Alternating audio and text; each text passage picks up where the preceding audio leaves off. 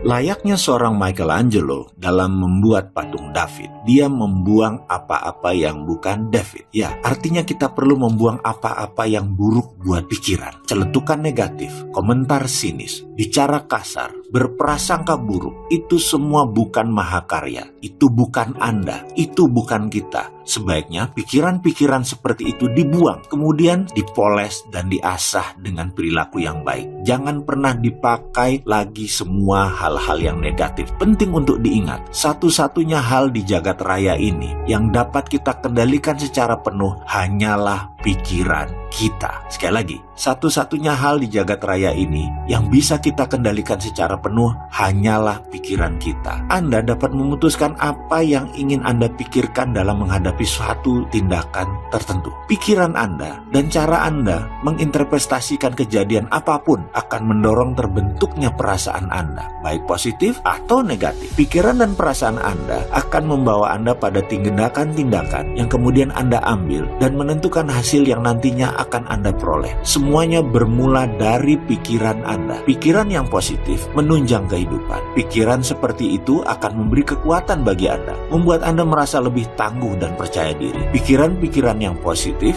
bukan hanya sebuah ide yang bersifat memotivasi. Pikiran seperti ini juga memiliki efek-efek konstruktif yang besarnya dapat diukur terhadap kepribadian Anda, terhadap kesehatan Anda, terhadap tingkat spirit energi Anda, dan kreativitas Anda. Semakin positif dan optimis Anda, semakin bahagia Anda dalam setiap aspek kehidupan. Pikiran-pikiran yang negatif akan mendatangkan hasil sebaliknya. Pikiran-pikiran seperti ini akan menekan dan membuat Anda merasa lebih lemah, kurang percaya diri. Kapanpun Anda berpikir atau mengatakan sesuatu yang negatif, Anda sebenarnya sedang melemahkan kekuatan Anda sendiri. Anda merasa marah, Anda defensif, Anda point finger, menunjuk, Anda frustrasi, Anda blame, menuduh, Anda accuse, Anda denial, Anda menyangkal, Anda tidak bahagia. Lambat laun, pemikiran yang negatif akan membuat Anda sakit secara fisik, bahkan dapat meracuni hubungan-hubungan Anda dengan orang lain. Berbeda dengan pikiran positif yang akan memberikan Anda kesehatan mental dan prestasi puncak. Pikiran negatif menimbulkan penyakit mental, menurunkan efektivitas. Oleh karena itu, jika ingin mendapatkan kehidupan yang indah, Anda harus mengarahkan sasaran-sasaran Anda pada penanaman berbagai emosi positif dalam diri dan membuang jauh-jauh emosi negatif. Penghapusan emosi negatif adalah salah satu langkah yang sangat penting yang dapat Anda lakukan demi mendapatkan kesehatan, kebahagiaan, dan kesejahteraan pribadi. Setiap kali Anda memegang kendali penuh atas pikiran dan perasaan Anda, sekali lagi, Anda memegang kendali penuh atas pikiran dan perasaan Anda, serta disiplin diri agar tetap memelihara pikiran-pikiran dan perasaan-perasaan yang positif. Kualitas hidup Anda, baik mental maupun fisik, akan meningkat. Ketiadaan emosi negatif akan membuat pikiran Anda secara otomatis terisi emosi-emosi yang positif yang menghasilkan perasaan bahagia dan puas. Putuskan sekarang bahwa Anda memilih apa yang Anda ingin pikirkan. Hukum substansi mengatakan otak Anda hanya mempunyai cukup ruang bagi satu pikiran setiap kalinya, baik itu positif atau negatif. Anda dapat mengganti sebuah pikiran negatif dengan sebuah pikiran positif kapanpun Anda mau. Anda dapat mengaplikasikan hukum ini dengan berpikir tentang sesuatu yang positif secara sengaja. Setiap kali Anda ingin menghapus sebuah pikiran atau perasaan yang membuat Anda marah atau bahagia, pilihlah sebuah peristiwa yang membuat Anda bahagia dan langsung pada saat itu juga Anda berubah menjadi positif. Hukum kebiasaan mengatakan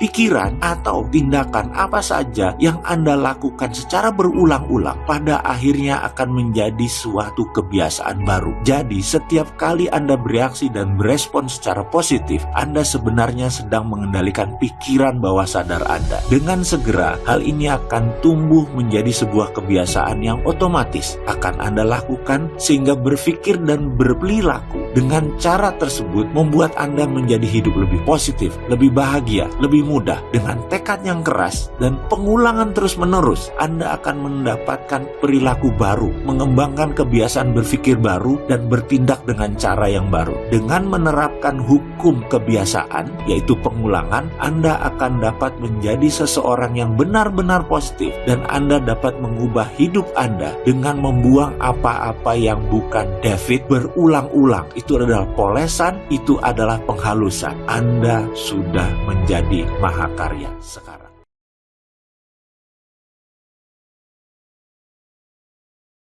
Anda tercipta untuk sukses. Secara keseluruhan, Anda adalah makhluk manusia yang terlahir sempurna. Setiap orang pada dasarnya baik dan diberi hak untuk menjadi lebih baik, berhak mendapat kesuksesan dan kebahagiaan.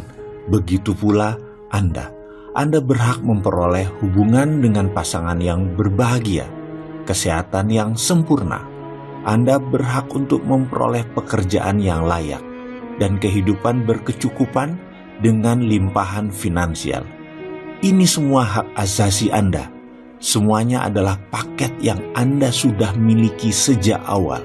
Anda diciptakan untuk mendapatkan kesuksesan. Anda didesain memiliki self-esteem atau rasa percaya diri.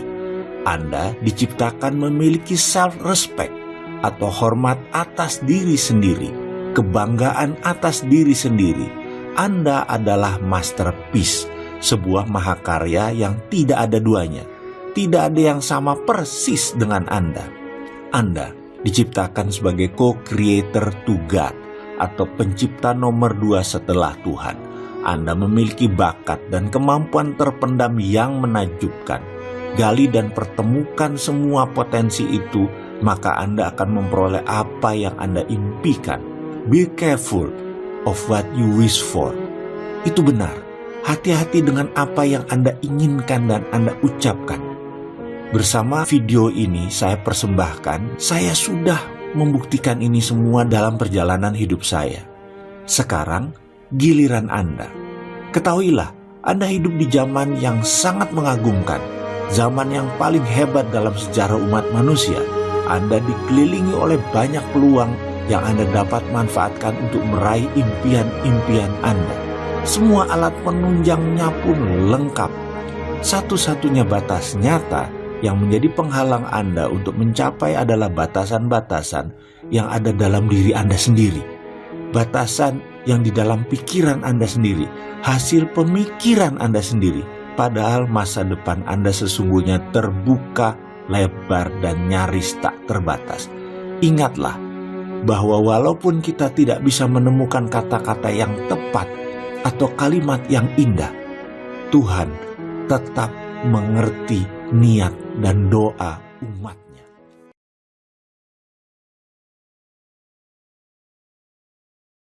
Pikiran itu mencipta. Kita pasti sering mendengar kalimat hati-hati dalam berkata, hati-hati dalam berpikir. Ya, tetapi perkataan tersebut lebih mudah diucapkan dan didengarkan daripada benar-benar dikerjakan. Kita semua pasti tahu bahwa mind is creating atau pikiran itu mencipta. Seperti apa maksud kalimat tersebut? Ilustrasinya begini. Pernah Anda suatu hari tengah dalam perjalanan menyetir mobil atau sedang mengendarai motor, lalu Anda menyadari bahwa dompet Anda, SIM Anda tertinggal di rumah. Lalu Anda panik dan dalam hati mengucap, wah, jangan-jangan ketangkap polisi nih. Selang beberapa lama di lampu merah, polisi datang mendekati Anda dan menanyakan SIM Anda. Bayangkan. Atau pernahkah suatu hari Anda berkata dalam hati, alamat dan nomor telepon teman-teman semua tercatat di handphone ini. Kalau handphone ini hilang, gawat nih. Ternyata selang beberapa hari setelah Anda mengucap tersebut, handphone Anda benar-benar hilang. Atau mungkin suatu hari Anda berkata dalam hati,